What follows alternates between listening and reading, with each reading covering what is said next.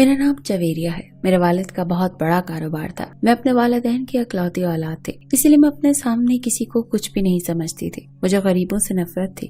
میں انہیں دیکھ کر اکتاہٹ محسوس کرتی تھی اور ہمیشہ ان سے دور رہتی تھی۔ پیسوں کے غرور نے مجھے اندھا بنا دیا تھا۔ مجھے خود پر اتنا غرور تھا کہ میں غریب لوگوں کو بہت کمزور سمجھتی تھی اور خود کو بہت طاقتور سمجھتی تھی۔ کبھی کبھار ہماری زندگی میں ایسے حادثے بھی ہوتے ہیں جو زندگی کا مطلب ہی بدل کر رکھ دیتے ہیں۔ ایک دن میں اپنے دوستوں کے ساتھ پارٹی کرنے کے بعد اپنے گھر کی طرف جا رہی تھی۔ رات کافی ہو چکی تھی۔ میں نے سوچا کہ میری والدہ پریشان ہو رہی ہوں گی، اسی لیے میں شارٹ کٹ کے راستے سے گھر جاتی ہوں۔ میں یہ پروگرام بناتے ہوئے گاڑی کو دوسرے راستے پر موڑ چکی تھی۔ اچانک تھوڑی دور جا کر میری گاڑی کو ایک جھٹکا لگا اور وہ بند ہو گئی۔ میں گاڑی سٹارٹ کرنے کی کوشش کرنے لگی، لیکن مجھے گاڑی سٹارٹ نہ ہونے پر بہت غصہ آ رہا تھا۔ صحیح چلتے چلتے نہ جانے گاڑی کو کیا ہو گیا۔ باہر نکل کر دیکھا تو گاڑی سے دھواں نکل رہا تھا۔ مجھے اس وقت بہت غصہ آ رہا تھا۔ شاید میں ڈرائیور کو اپنے ساتھ لے آتی۔ مجھے گاڑی بھی ٹھیک نہیں کرنی آتی تھی، تو اب میں کیا کروں؟ یہ سوچتے سوچتے اچانک کسی نے میرے کاندھے پر ہاتھ رکھ دیا۔ رات کے وقت اور سنسان راستے پر میں اکیلی وہاں پر کھڑی تھی۔ اوپر سے کسی انجان کا ہاتھ خود پر محسوس کر کے مجھے بہت ڈر لگا۔ میں ہمت کر کے پیچھے کی طرف پلٹنے لگی۔ میرے سامنے ایک عجیب سی شکل والا آدمی کھڑا ہوا تھا۔ اسے دیکھتے ہی میری چیخ نکل گئی۔ میں اس آدمی کے پاس سے ہٹنے لگی اور خود کو اس سے دور کرنے لگی۔ اس آدمی نے بہت پھٹے پرانے کپڑے پہنے ہوئے تھے اور وہ مجھے بہت گھور گھور کر دیکھ رہا تھا۔ اس وقت پہلے سے ہی میں بہت پریشان تھی۔ میں نے اس آدمی سے پوچھا کہ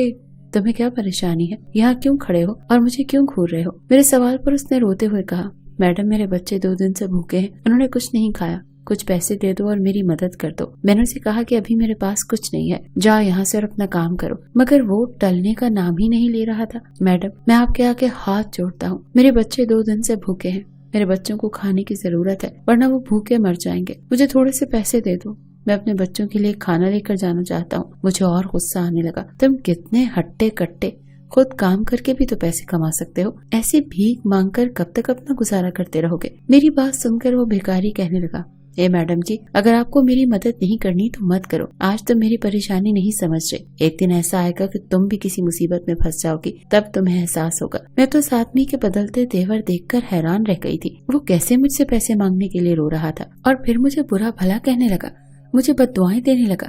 مجھے کوستے ہوئے وہ سیدھا چلتا ہوا نہ جانے کہاں غائب ہو گیا۔ میں تو اسی کو غور سے دیکھ رہی تھی اور اس کی کہی ہوئی باتوں پر پریشان ہو گئی تھی اور یہی سوچ رہی تھی کہ کیسے اس بھکاری نے مجھے نہ جانے کیا کیا کہہ دیا تھا۔ میں نے اسے کوئی غلط بات تو نہیں کی تھی، آخر وہ کب تک ایسے بھیک مانگتا رہے گا؟ اف، میں بھی نہ جانے کس پریشانی میں پھنس گئی تھی۔ میں کار کے اندر جا کر بیٹھ گئی اور گاڑی سٹارٹ کرنے کی کوشش کرنے لگی۔ جیسے ہی میں نے گاڑی سٹارٹ کی، میری گاڑی سٹارٹ ہو گئی۔ تھوڑی ہی دور تک میری گاڑی چلی تھی کہ اتنی ہی دیر میں میری کار کے سامنے ایک اور کار آ گئی۔ اس نے فوراً ہی بریک لگا لی۔ اچھا ہوا بریک لگا لی، ورنہ بہت بڑا حادثہ ہو جاتا اور میں حیران پریشان گاڑی کے ہی اندر بیٹھی رہی۔ آج میرے ساتھ نہ جانے کون کون سے حادثے ہونے لگے تھے۔ مجھے یہاں پر کچھ عجیب سا محسوس ہو رہا تھا۔ تبھی سامنے والی کار کا دروازہ کھلا اور اس میں سے ایک آدمی باہر نکلا۔ میں تو اسے دیکھ کر گھبرا گئی تھی۔ میں نے دیکھا وہ میری طرف ہی آ رہا تھا۔ میں نے جلدی سے ریورس گیئر لگایا اور گاڑی دوسری سمت بھگا دی۔ نہ جانے وہ کون تھا، شاید وہ بھی کوئی ڈاکو ہی تھا، لیکن جیسے ہی میں نے مڑ کر دیکھا تو میری جان بچ گئی تھی۔ وہ انسان اسی جگہ پر کھڑا ہو کر میری گاڑی کی طرف دیکھ رہا تھا۔ مجھے حیرانی ہو رہی تھی کہ اگر اس آدمی کے ارادے ٹھیک نہیں تھے تو وہاں پر ہی کیوں رک گیا تھا؟ آخر اس نے میرا پیچھا کیوں نہیں کیا؟ لیکن میں نے اس بات کو نظر انداز کیا اور اپنی جان بچا کر وہاں سے بھاگ آئی۔ میں نے ٹھان لیا تھا کہ آئندہ میں کبھی اس راستے پر نہیں آؤں گی۔ میں ہانپتی کانپتی گھر میں داخل ہوئی۔ میں پسینے سے شرابور تھی اور بہت تھکی ہوئی محسوس کر رہی تھی۔ میری ماں اور میرا چھوٹا بھائی مجھے دیکھ کر حیران ہو گئے اور میرے ساتھ ہوئے واقعے کی وجہ سے پریشان ہونے لگے۔ میں نے یہ نہیں بتایا کہ میرے ساتھ کیا ہوا ہے، بس یہی کہا کہ میرا ایکسیڈنٹ ہوتے ہوتے بچ گیا۔ ماں بہت زیادہ پریشان ہو گئی تھی اور مجھے ڈانٹنے لگی کہ آگے سے کبھی خود گاڑی نہیں چلاؤ گی، یا تو ڈرائیور کو ساتھ لے جاؤ گی یا گھر سے کسی کو لے جاؤ گے، ورنہ تمہیں اکیلے جانے کی ضرورت نہیں ہے۔ میں ماں کو پریشان دیکھ کر بولی کہ ٹھیک ہے، اب میں کبھی اکیلے نہیں جاؤں گی۔ پھر میں اپنے کمرے میں آرام کرنے کے لیے چلی گئی۔ تازہ ہونے کے بعد میں اپنے بیڈ پر لیٹ گئی۔ لیٹتے ہی مجھے ساری باتیں یاد آنے لگی اور میرے سامنے اس بھکاری کا چہرہ گھومنے لگا۔ میں نہ چاہتے ہوئے بھی یہ سوچنے پر مجبور ہو گئی کہ آخر یہ سب کچھ کیا تھا۔ مجھے لگا شاید میں اس بارے میں کچھ زیادہ ہی سوچ رہی ہوں۔ اگلے دن جب میں اٹھی تو ہمارے گھر میں ایک نیا لڑکا آیا ہوا تھا۔ میں نے ماں سے پوچھا کہ یہ نیا لڑکا کون ہے؟ کیا آپ نے کوئی نیا نوکر رکھ لیا ہے؟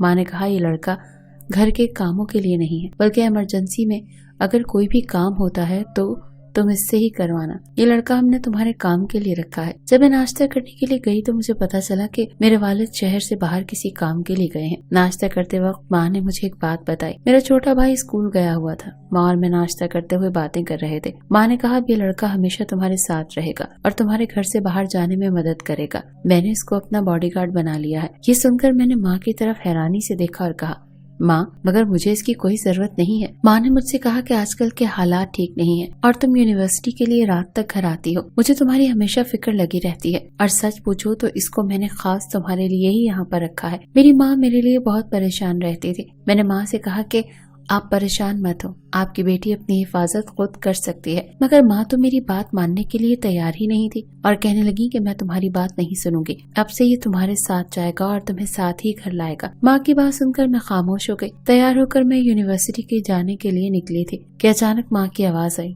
उन्होंने इस लड़के को हुक्म दिया कि बेटा जाओ, मैडम के साथ चले जाओ। वो लड़का माँ का हुक्म सुनते ही जबरदस्ती मेरी गाड़ी में सवार हो गया। सारे रास्ते मुझे उलझन होती रही। मैंने 3 साल से अपनी यूनिवर्सिटी में पढ़ाई की थी। मेरे वालिद ने मुझे यूनिवर्सिटी जाने के लिए गाड़ी दे रखी थी और मैं हर जगह अकेले जाने की आदी थी। आज इस लड़के की वजह से मुझे एक अजीब सी उलझन हो रही थी, लेकिन ये लड़का भी बहुत ही बदतमीज था। कोई और होता तो माँ की बातें सुनने के बाद कभी भी मेरे साथ न आता। आज तो रास्ता भी काफी लंबा लग रहा था। जैसे तैसे मैं यूनिवर्सिटी तक पहुँच गई। गाड़ी की चाबी मैंने उसको देकर जल्दी से यूनिवर्सिटी के अंदर चली गई। मेरी फ्रेंड अगर इस देहाती को मेरे साथ देख लेती तो मेरा बहुत मजाक बनाती। मेरी यूनिवर्सिटी में सब हाई क्लास के लोग पढ़ते थे।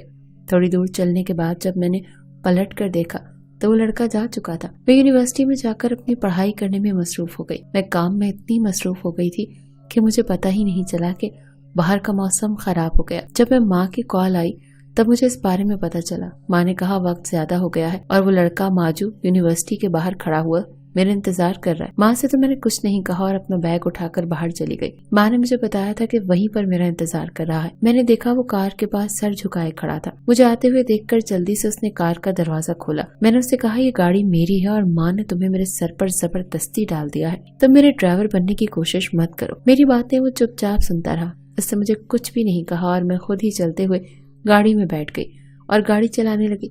मैं जानती थी ये गरीब खानदान से ताल्लुक रखता है और गरीब लोगों को तो सिर्फ पैसे ही से मतलब होता है। इन्हें इज्जत या बेइज्जती इन बातों से कोई फर्क नहीं पड़ता। इन लोगों के लिए इज्जत ज्यादा मायने नहीं रखती, तभी तो काम करने के साथ साथ अपने मालिक की 1000 बातें भी सुन लेते हैं और कुछ कहते तक नहीं। मगर मैं तो ऐसी नहीं थी। माजू के होते हुए मैं खुद को कैद में महसूस कर रही थी। मैंने सोच लिया था कि घर जाते ही मैं वालिद से कहूंगी कि माजू को मेरे सर से हटा दे। आखिर कुछ ऐसा भी नहीं हो रहा जिसकी वजह से मुझे कोई बॉडीगार्ड की जरूरत पड़े। घर जाते ही मैं नाराज होकर अपने कमरे में चली गई। नौकरानी जब मुझे बुलाने आई तो मैं उसे कहने पर अपनी माँ के कमरे में चली गई। माँ और मेरा छोटा भाई आपस में बातें कर रहे थे। मुझे आता देखकर वो दोनों खामोश हो गए। मैंने पूछा कि क्या बात है, आप दोनों मुझे देखकर ऐसे चुप क्यों हो गए। मेरी बात सुनकर मेरे छोटे भाई ने जवाब दिया, अच्छा छोड़ो, ये बताओ कि तुम्हारा बॉडीगार्ड कैसा है। इसके बारे में सुनते हैं मेरे चेहरे के तासुरात फौरन से बदल गए। मेरे चेहरे के तासुरात देखते ही मेरे छोटे भाई मजाक बनाते हुए अंदाज में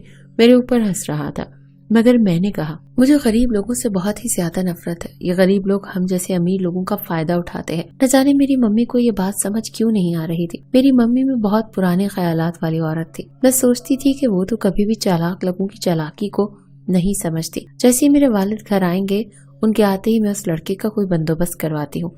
पता नहीं क्यों मुझे माजू घर में भी बहुत ज्यादा बुरा लग रहा था। मेरा दिल तो कर रहा था कि मैं उसको अभी और इसी वक्त अपने घर से निकाल दूं। हालांकि मेरे घर में इससे पहले भी कई नौकर काम किया करते थे, लेकिन न जाने क्यों मुझे उस नौकर से और भी ज्यादा चिढ़ हो रही थी। और नौकरों को देखकर तो मुझे कभी ऐसा महसूस नहीं हुआ, लेकिन न जाने क्यों मुझे माजू पर बहुत ज्यादा गुस्सा आ रहा था। यही सब सोच सोच कर मेरा दिमाग खराब हुए जा रहा था। मेरे इम्तिहानात करीब आ रहे थे। मैं अपने इम्तिहानात की तैयारी करने के बजाय इस घर के नौकर पर तवज्जो दे रही थी। घर में रहकर पढ़ाई करना मेरे लिए बहुत ज्यादा मुश्किल होता जा रहा था। मैंने सोचा कि मैं अपनी एक दोस्त के घर जाकर पढ़ाई कर लेती हूँ। मैंने अपने कमरे से किताबें उठाई और सीढ़ियाँ उतर कर ये सोच रही थी कि मैं मम्मी को बता दूं कि मैं अपनी फ्रेंड के घर पढ़ाई करने जा रही हूँ। मैं जैसे ही मम्मी के कमरे की तरफ गई تو मम्मी के बोलने की आवाज मुझे आ रही थी और मम्मी की बात सुनने के लिए मैं जहाँ खड़ी थी वहाँ रुक गई। मम्मी माजू से कह रही थी कि माजू तुम हमेशा मेरी बेटी के साथ रहा करो, वो जहाँ भी जाए तुम उसका पीछा किया करो, वो किससे मिलती है किसके पास जाती है हर बात मुझे बता देना, तुम्हें इसी काम के पैसे दिए जाते हैं और हाँ अगर तुमने अपना काम ईमानदारी से किया तो मैं तुम्हें माला माल कर दूंगी, लेकिन मेरी बेटी को तुमसे बहुत परेशानी हो रही है, तुम कोई भी ऐसी वैसी हरकत मत करना वरना अंजाम तुम्हारी सोच से भी ज्यादा बुरा हो सकता है। अब तुम जा सकते हो और जाकर अपना काम देखो। मैं जाकर साइड की दीवार पर छुप गई थी। आखिर मैं खड़ी हुई सोच रही थी कि ये सब कुछ क्या था, मम्मी ऐसा क्यों कह रही थी, न जाने मम्मी मुझ पर क्यों नजर रख रही थी और इस लड़के को मेरे लिए काम पर क्यों रखा गया था। मैं खामोश हो गई। मैंने अपनी मम्मी से कुछ नहीं कहा, चुपचाप अपनी दोस्त के घर चली गई। दोस्त के घर जाने के बाद मुझसे पढ़ाई नहीं हो रही थी, बस मेरे दिमाग में मम्मी की कही हुई बातें बार बार घूम रही थी। मम्मी को न जाने मुझ पर किस बात का शक था कि वो मुझ पर इतने पहरे लगा रही थी। मैं घर जाते ही मम्मी से बात करूंगी और उनसे पूछूंगी कि वो कैसे मुझ पर शक कर सकती है। मैंने घर जाकर मम्मी से बात करने का फैसला कर लिया था, मगर जैसे ही मैं घर पहुंची तो सामने पापा को बैठा हुआ देखकर मैं हैरान रह गई। मैं अपने पापा से बहुत ज्यादा प्यार करती थी, इसीलिए अपने पापा को घर में देखकर बहुत खुश हो गई और जाकर उनके गले से लग गई। पापा से उनकी तबीयत के बारे में पूछने के बाद पापा ने मुझे बहुत सारे तोहफे दिए जो वो मेरे लिए लेकर आए थे। मेरे छोटे भाई के लिए भी काफी सारे तोहफे लेकर आए थे। इस बात को तो मैं भूल ही गई थी जो मम्मी से पूछने वाली थी। पापा ने जब माजू को हमारे घर में देखा तो वो मम्मी से पूछने लगे कि आखिर ये नया लड़का कौन है। मम्मी ने उस लड़के को आवाज देकर पास बुलाया और कहने लगी आजकल आस पड़ोस में बहुत वारदातें हो रही हैं, इसीलिए ही इसको मैंने हिफाजत के लिए रखा है। ये बेचारा गरीब है, अच्छा हुआ आपने इसको देख लिया, मैं तो इसको आपसे मिलवाना ही भूल गई थी। पापा ने कहा अच्छा किया, घर के बहुत ज्यादा काम होते हैं, घर में तो जितने नौकर हो कम है। मैंने पापा को बताया कि ये मेरे साथ यूनिवर्सिटी भी जाता है। मम्मी ने इसको मेरा पर्सनल बॉडीगार्ड बना दिया है। मम्मी को शायद ये नहीं पता था कि मैं पापा को इसके बारे में बता सकती हूँ, तो मम्मी घबराने लगी और पापा से कहने लगी नहीं, मैंने इसको इसलिए जवेरिया के साथ भेजा था कि आजकल का माहौल बहुत ज्यादा खराब चल रहा है, हमारी बेटी अकेली जाती है और अकेली ही आती है, इसके साथ कोई ऊंच नीच ना हो जाए, बस इसीलिए। पापा कहने लगे अच्छा ठीक है कोई बात नहीं, रख लिया तो रख लिया, मगर मुझे अपनी बेटी पर पूरा भरोसा है, वो कोई ऐसा वैसा काम नहीं करेगी जिसकी वजह से हमारा सर नीचा हो। मुझे अपनी बेटी पर बहुत ज्यादा भरोसा है। मैंने हंसते हुए अपने पापा की तरफ देखा जो कि मुझ पर बहुत ज्यादा भरोसा कर रहे थे। वैसे भी मुझे इस टाइम अपने पापा की मोहब्बत और भरोसे की जरूरत थी और वो मुझे मिल गया था। और अब मम्मी इस लड़के के कहने पर मुझे कोई भी फर्क नहीं पड़ता था। पापा ने जो भी कहा था वो सुनकर मेरे दिमाग की सारी परेशानी कम हो गई थी। अगले दिन मैं खामोशी से उस लड़के के साथ यूनिवर्सिटी चली गई थी। मैं समझ गई थी कि मैं उस लड़के से जितना भी दूर जाने की कोशिश करूं, मम्मी इतना ही उस लड़के को मेरे पीछे लगाएंगी। वैसे भी अब मुझे किसी बात का भी डर नहीं था, ये कि उसके घर वाले भी मेरे ऊपर नजर नहीं रख सकते थे। वो दिन बहुत अच्छा था। अचानक मुझे एक काम से कुछ किताबें लेने के लिए दूसरी यूनिवर्सिटी की लाइब्रेरी जाना पड़ गया। घर जाने में मुझे काफी देर हो गई थी और शहर में पता नहीं क्यों हड़ताल हो गई थी। मैं तो बहुत ज्यादा घबरा गई थी। सोचा कि घर पर फोन करके बता दूं कि मुझे देर हो जाएगी, मगर फोन तो यूनिवर्सिटी में ही रह गया था। बहुत ज्यादा परेशानी हो गई थी। मैं और सड़क के किनारे चल रही थी। रात का वक्त था, अंधेरा फैलने लगा था क्योंकि आजकल तो 5 बजे ही अंधेरा फैल जाता था। दिन छोटे हो गए थे, मुझे डर महसूस होने लगा था। अचानक एक गाड़ी मेरी तरफ आई और मेरे सामने आकर रुक गई। अगर ब्रेक नहीं लगता तो मेरी जान भी जा सकती थी। मेरा दिल तेजी के साथ धड़क रहा था। धड़कते दिल के साथ मैं उस गाड़ी को देख रही थी। वो गाड़ी मुझे कुछ जानी पहचानी लग रही थी। तभी गाड़ी से एक लड़का उतरा और उसे देखकर मैं गुस्से में आकर उससे कहने लगी तुम्हारी इतनी हिम्मत